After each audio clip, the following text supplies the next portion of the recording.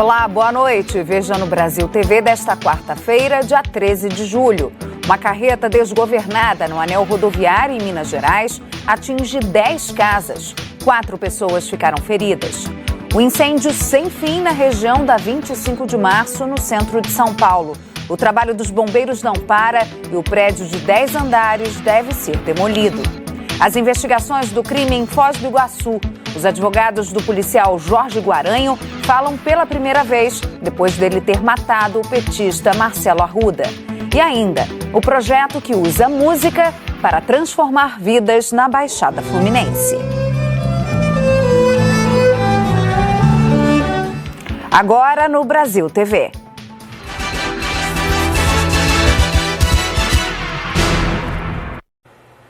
Uma carreta tombou e atingiu 10 casas às margens do anel rodoviário em Minas Gerais. Pelo menos 4 moradores sofreram ferimentos. A região ficou interditada durante toda a manhã. A Flávia Ayer conta pra gente. Muito boa tarde. Depois de quase 7 horas de interdição, uma das faixas aqui do anel rodoviário de Belo Horizonte, no sentido Vitória, foi liberada. Essa interdição que aconteceu por causa de uma carreta que bateu em pelo menos 10 casas, ferindo pelo menos 4 pessoas. Destruiu completamente aqui, olha, as casas das famílias que moram às margens da rodovia. A gente vê que essa carreta estava carregada com um cereal usado na fabricação de ração. Continua aqui sendo retirada essa carga da pista. E os moradores reclamam a respeito da ausência de um radar. Segundo eles, poderia ter ajudado a evitar esse acidente que é recorrente aqui no local. A Polícia Militar Rodoviária, ela disse que não é possível ainda falar quais são as causas do acidente, mas o Major Felipe, comandante do batalhão, informou que há a suspeita aí de um excesso de velocidade e também da má conservação da carreta. Voltamos com vocês aí no estúdio. A Polícia Civil do Paraná fez uma perícia hoje de manhã e interditou a casa que explodiu e desabou ontem à noite em Curitiba. Uma mulher morreu e a polícia suspeita que um vazamento de gás tenha causado a explosão. Câmeras de segurança de casas vizinhas registraram o momento da explosão. A principal suspeita dos bombeiros é que a explosão tenha sido causada por um vazamento de gás. No momento, 2 pessoas estavam no sobrado. A mulher que morava na parte de cima conseguiu escapar. Já a que morava embaixo ficou sob os escombros. O trabalho de buscas durou mais de 6 horas, até que o corpo de Josiane Vaurec, de 42 anos, foi localizado pelos bombeiros. O impacto da explosão acabou atingindo 2 casas que ficam ao lado, que foram parcialmente interditadas. Existe risco de desabamento de parte do telhado e parede de alvenaria das áreas que estavam construídas próximos ao sobrado que desabou.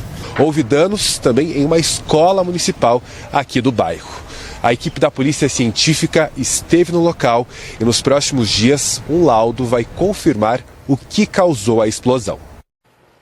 O prédio de 10 andares, que queima há mais de 65 horas no centro de São Paulo, deve ser demolido assim que o incêndio acabar. Isso se ele não desabar antes. Bombeiros e a Defesa Civil estão trabalhando na área e avaliando constantemente a situação. Rachaduras e até buracos chamam a atenção nas paredes do edifício Comércio e Indústria, construído para ser residencial, mas que nos últimos anos servia de depósito de mercadorias, entre elas muito tecido. Como há risco de desabamento, o trabalho dos bombeiros é feito apenas do lado de fora. Já é o 4º dia de combate ao incêndio. Esse colapso pode ser de uma lateral, pode ser de uma verga, pode ser de uma viga. A gente não consegue precisar o que vai colapsar e se vai colapsar do prédio. O prédio em chamas fica na rua Comendador Abdo Chaim, no centro de São Paulo. O fogo atingiu ainda a loja de artigos de festas, que fica no terreno dos fundos, destruiu uma loja e parte da igreja de Nossa Senhora, que ficam no terreno de um outro prédio no mesmo quarteirão. 9 endereços em 7 edificações estão total ou parcialmente interditados. Entre os imóveis, o prédio com risco de colapso, a igreja e as lojas destruídas pelo incêndio. A Igreja de Nossa Senhora foi fundada em 1904. É a primeira igreja ortodoxa do Brasil. O quarteirão fica perto do pátio do colégio, onde São Paulo foi fundada. Já houve algumas iniciativas para melhorar a qualidade urbanística, a qualidade da edificação, a qualidade dos espaços públicos, a qualidade da infraestrutura, a segurança das edificações. Só que isso nunca foi para frente, porque como é uma área de uso muito intenso durante o dia e durante a noite, sempre se inibiu, né, a realização de um grande projeto de recuperação daquela área. Por causa dessa movimentação intensa, a pedido do Corpo de Bombeiros, os agentes de trânsito interditaram a rua onde o incêndio começou e as duas paralelas, incluindo parte da 25 de março. A região aqui é conhecida pelo comércio de produtos variados a preços baixos. É famosa no Brasil todo. Por dia passam por essas ruas cerca de 450 mil pessoas. Na época do Natal, esse número chega a 1 milhão. A Associação de Lojistas ainda não tem um balanço do prejuízo causado por este período de portas fechadas, mas garante que é alto. A loja que o Diego trabalha não está na área interditada, mas está desde segunda-feira sem luz por causa do incêndio e não tem como abrir as portas. A gente teve que espalhar nossos colaboradores para outras unidades das nossas lojas, né? Mas o prejuízo está sendo grande. A Viviane, que veio de São João del Rei, Minas Gerais, vai voltar para casa com menos sacolas do que planejava. Vem procurar bolsas, acessórios, o que é mais naquela região que está fechado, né? Aqui, nessa parte aqui eu não estou encontrando. Se o prédio não desabar, a Prefeitura de São Paulo quer que ele seja demolido. Essa demolição naquele local precisa ser feita com muito cuidado. Não é possível simplesmente implodir essa estrutura, porque pode ter impactos na vizinhança. Né? A demolição ela tem que ser feita para e passo, em etapas, não tem problema nenhum. E daqui a pouco, no Jornal Nacional, novas informações sobre o trabalho dos bombeiros neste incêndio. Agora a gente fala sobre roubo de carga. Os casos no Distrito Federal quase dobraram do ano passado para cá. O Leandro vem de Curitiba para o DF pelo menos 3 vezes por mês. Ele transporta vinagre e hoje de manhã a entrega era em Sobradinho. O Leandro conseguiu parar e dormir perto dali, num poço do Grande Colorado. Contou que está cada vez mais complicada a vida do caminhoneiro. O nosso dilema é aquele, né? Você sai de casa e não sabe o que volta. Cuidado, tem que cuidar da carga do caminhão, porque você pegou um caminhão, você é o motorista, você é um guarda do caminhão, você é tudo, né? Quase dobraram os casos de roubo de cargas no DF. No primeiro semestre do ano passado foram 9 ocorrências. No mesmo período deste ano, 16. Os dados são da Secretaria de Segurança, que não tem um levantamento de quais pistas são as mais perigosas. No último sábado, a Polícia Militar prendeu na quadra 30 do Gama Oeste 4 homens suspeitos de terem roubado uma carga de cerveja, avaliada em R$50 mil. A PM constatou que o número do lote da mercadoria era o mesmo de uma roubada 2 dias antes. Ao todo foram recuperadas 437 caixas de cerveja. O Henrique tem redobrado os cuidados para não virar uma vítima. A gente procura evitar parar em qualquer lugar, a gente procura andar direto, né? Parar em acostamento jamais, né? Não tem parar no acostamento assim para conversar, até para ver algum barulho, é complicado. A polícia disse que os grupos criminosos em muitos casos abordam os motoristas com caminhão ainda em movimento. Eles são surpreendidos por carros com homens armados dentro que anunciam um assalto. Os assaltantes levam o caminhoneiro refém junto com a mercadoria para o cativeiro. Aí só depois de fugirem com a carga, libertam a vítima. Um dos casos foi há quase 2 semanas no Sol Nascente. A polícia encontrou caixas lotadas de produtos, entre eles sapatos e materiais de construção, tudo avaliado em mais de R$500 mil.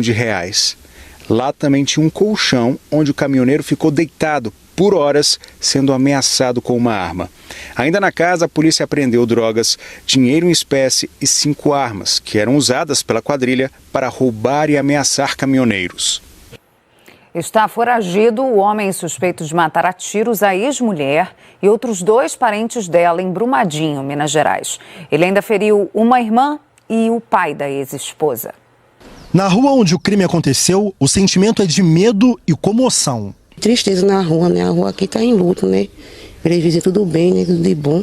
Era nessa casa que Nizimara Pereira da Silva estava com a família. Eles esperavam o ex-marido dela, Ervani Carlos de Jesus Rezende, de 35 anos, buscar os filhos, de 5 e 7 anos, para levar para um sítio. Até mais de 30 dias que está separada da ex-esposa. Chegando na casa, houve uma discussão com a cunhada, e aí os ânimos se afloraram lá e ficaram nervosos. E ele correu até o carro, pegou uma arma e falou que iria matar o pessoal. O pai e as irmãs saíram todo mundo em defesa e ele saiu efetuando vários disparos na direção das pessoas, atingindo aí a ex-esposa, a irmã, a ex-sogra dele, o sogro. Então ele atingiu no total 5 pessoas. Neste vídeo é possível ver pessoas no chão. Nizimara Pereira da Silva, a mãe dela, Aldacilda Pereira Araújo, e uma irmã, Nisiane de Araújo, chegaram a ser socorridas, mas não resistiram aos ferimentos. Uma outra irmã de Nizimara está internada em estado grave e o pai dela também está no hospital, mas fora de risco. Depois do crime, Ervani fugiu a pé para uma região de mata perto do rio Paraopeba. Segundo a polícia, ele não tinha antecedentes criminais, mas testemunhas contaram que ele era agressivo com a ex-mulher. O suspeito está foragido. Hoje de manhã, os policiais retomaram as buscas com a ajuda de cães farejadores e um helicóptero. Também pela manhã, 2 enfermeiras e uma psicóloga da Prefeitura de Brumadinho foram conversar com os filhos de Nizimara e Ervani. Eles presenciaram o crime e estão na casa de vizinhos. A polícia do Paraná ouviu novos depoimentos na investigação sobre o assassinato de Marcelo Arruda, que era guarda municipal e tesoureiro do Partido dos Trabalhadores em Foz do Iguaçu. Hoje, pela primeira vez, os advogados do agente penal Jorge Guaranho, que matou o tesoureiro, falaram sobre o caso. Os advogados assumiram o caso formalmente nesta quarta-feira e disseram que ainda estão se inteirando do processo. Eles afirmaram que conversaram com parentes de Jorge Guaranho e, pelos relatos que ouviram, chegaram à conclusão de que o crime não teve motivação política. A motivação política é completamente descartada. Ele foi lá para fazer a ronda de rotina, que era uma coisa habitual dos sócios, de diretores, então que vão lá para preservar o local, que é um local que já tinha muito furto. Enfim, ele foi passar lá para fazer uma ronda, aconteceu essa fatalidade, que é uma tragédia, né? Informaram que ele seria uma pessoa tranquila, entendeu? Que não tem um histórico de agressão, uma pessoa totalmente equilibrada, né? Nas redes sociais, Jorge Guaranho se apresentava como apoiador do presidente Bolsonaro. E Marcelo Arruda era militante e tesoureiro do PT em Foz do Iguaçu. Foi candidato a vereador e a vice-prefeito pelo partido aqui na cidade. Jorge Guaranho, que também foi baleado por Marcelo Arruda na festa, continua internado em estado grave aqui neste hospital em Foz do Iguaçu. O Conselho Regional de Medicina do Rio suspendeu provisoriamente o registro do médico Giovanni Bezerra, preso em flagrante por estuprar uma paciente durante o parto. A polícia investiga ainda a quantidade de sedativo que o anestesista usava nas mulheres. A Polícia Civil apura se Giovanni Quintela Bezerra se aproveitava da condição de médico para aplicar uma quantidade excessiva de sedativos nas vítimas, o que facilitaria os abusos. Segundo os depoimentos, o anestesista usou medicamentos inadequados nas mulheres. Em um deles, sobre a primeira cesárea feita no domingo no Hospital da Mulher, a profissional de saúde afirmou à polícia que a sedação usada por Giovanni não era comum entre os profissionais do hospital que preza pelo parto humanizado.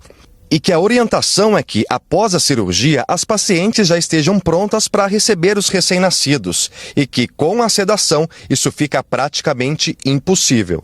A testemunha diz ainda que questionou o médico sobre a sedação e que ele teria respondido: "Por quê? Você também quer?"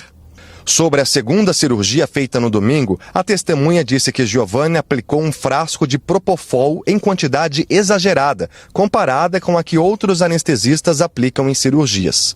Na terceira cirurgia, onde foi feito o vídeo do flagrante do estupro, Giovanni sedou totalmente a paciente com Propofol e ketamina.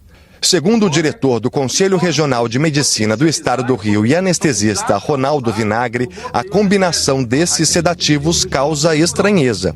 É extremamente incomum a utilização da associação dessas duas substâncias em uma cesariana, a menos que realmente haja uma necessidade premente, né, momentânea, e que o anestesiologista opte por utilização de doses baixas dessas duas substâncias por um tempo muito curto, e não para uma sedação do tipo de quase levando a uma anestesia geral. Eu posso te garantir que em 40 anos de prática de obstetrícia, já trabalhando com obstetrícia comumente, eu não me lembro nos últimos anos de ter utilizado, talvez eu tenha utilizado umas 3 ou 4 vezes Propofol.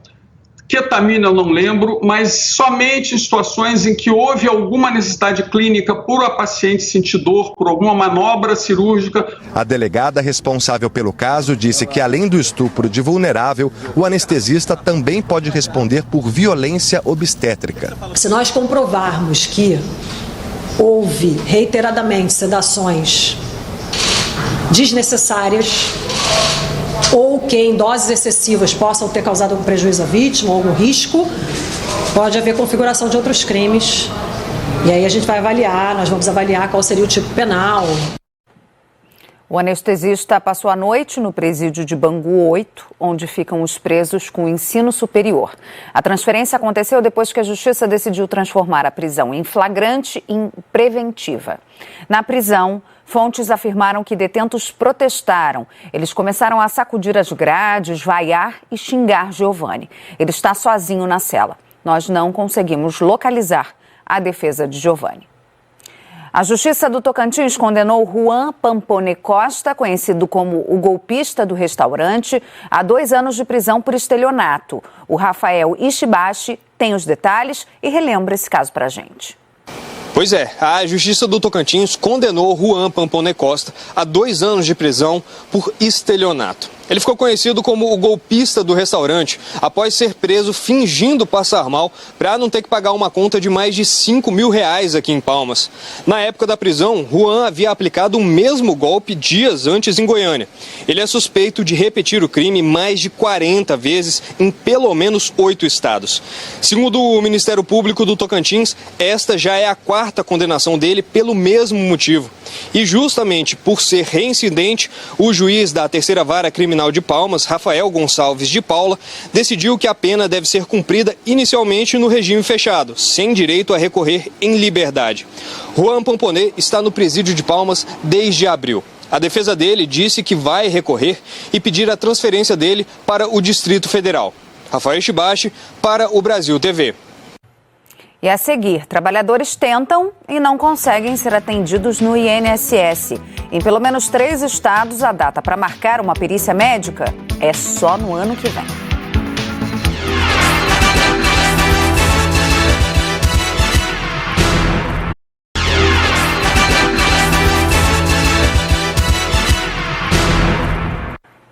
Brasil TV de volta falando da demora absurda no atendimento do INSS.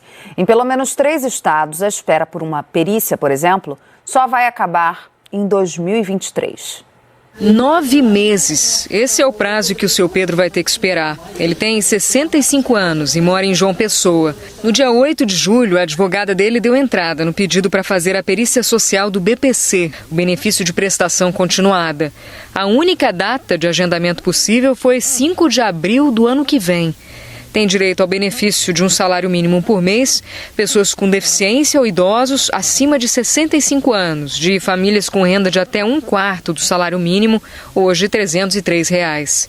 Pela lei, o prazo para o atendimento desse benefício é de 90 dias. É um negócio que a gente tem por direito, eles têm a obrigação de dar, porque isso aí foi o que a gente já trabalhou no passado. A filha dele é recepcionista e é a única pessoa com renda numa família de 4 adultos e 3 crianças. Apesar de ter essa renda, ainda deixa muito a desejar, falta algumas coisas. Tem mês que eu fico sem saber como vai ser a questão de comprar a medicação dele, da minha mãe. E com esse benefício já seria um alívio. O problema se repete em pelo menos mais 2 estados, segundo o Instituto Brasileiro de Direito Previdenciário.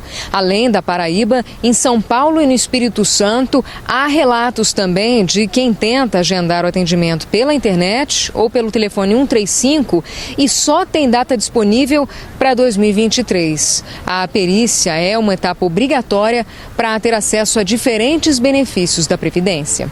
Para o vice-presidente do Instituto, o motivo da demora é a falta de profissionais para o atendimento.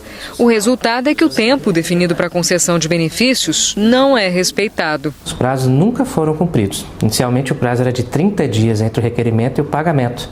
Nesse prazo, aumentaram para 45, depois, num acordo com o Supremo, com a DPU, o Ministério Público, foi para 90 em alguns casos ou 60 em outros, casos de benefício por incapacidade, mas também não estão sendo cumpridos. Falta um pouco de uma mão mais dura do Estado em relação a isso, seja para a contratação de servidores e obrigar que o Poder Executivo dê ao INSS o efetivo necessário, e seja também por parte do Judiciário para tomar as medidas necessárias hoje. Em nota, a Associação Nacional dos Médicos Peritos afirmou que o tempo médio de espera por atendimento de perícia médica na maior parte do Brasil está menor que 45 dias.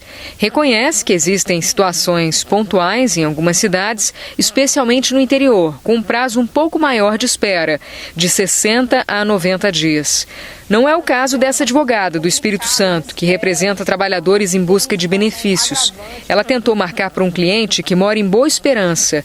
Primeiro, o sistema indicou outro estado para o atendimento, em Teixeira de Freitas, na Bahia, que fica a 150 quilômetros da cidade. Só em outra tentativa é que apareceu a opção Linhares, no próprio estado, e ainda assim a 124 quilômetros. Quando a gente clica na opção de Linhares e clica em avançar, o sistema vai vir e vai informar a data mais próxima, 16 de fevereiro de 2023. Então, somente para o próximo ano o agendamento de perícia. Então, sem dúvida, é algo bem prejudicial para o segurado. Estamos enfrentando uma situação bem complicada. O Ministério do Trabalho e Previdência afirmou que está realizando diversas ações para amenizar o tempo de espera.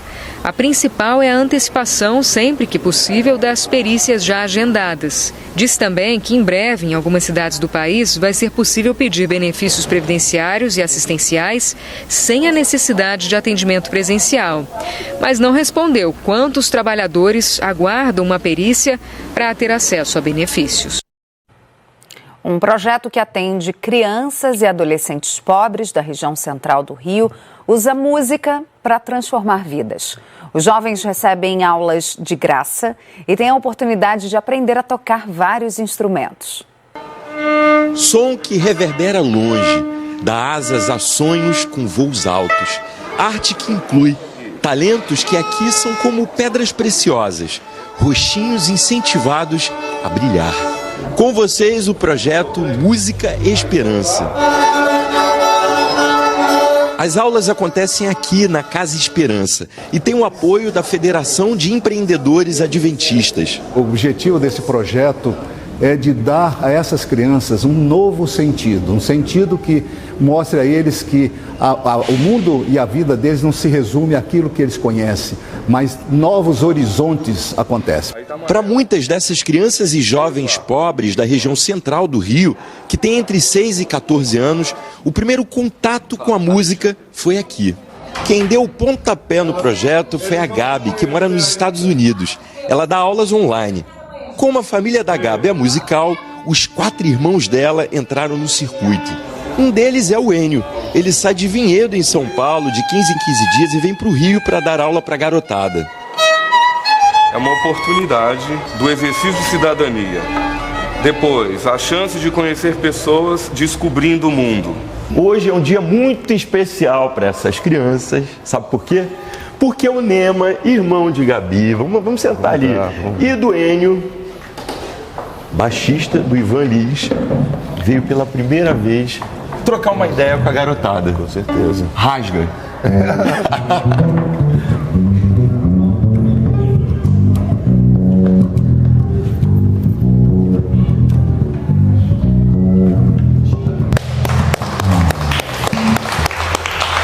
A música cura, né? A música, ela eleva o nosso espírito, a nossa alma, e é a coisa que mais se aproxima de Deus, é a música. Se o futuro dessa meninada vai ser numa orquestra, só o tempo dirá. Uma coisa é certa, aqui, corações e mentes já foram transformados pelo poder fascinante das notas musicais. Qual é o teu maior sonho? Virar músico. Músico? Professor. Te inspira? Como é que ele te inspira? Ele me ensina, ele fala, e se a gente estudar, a gente pode virar alguma coisa acontecer. E aí ele vai pra gente.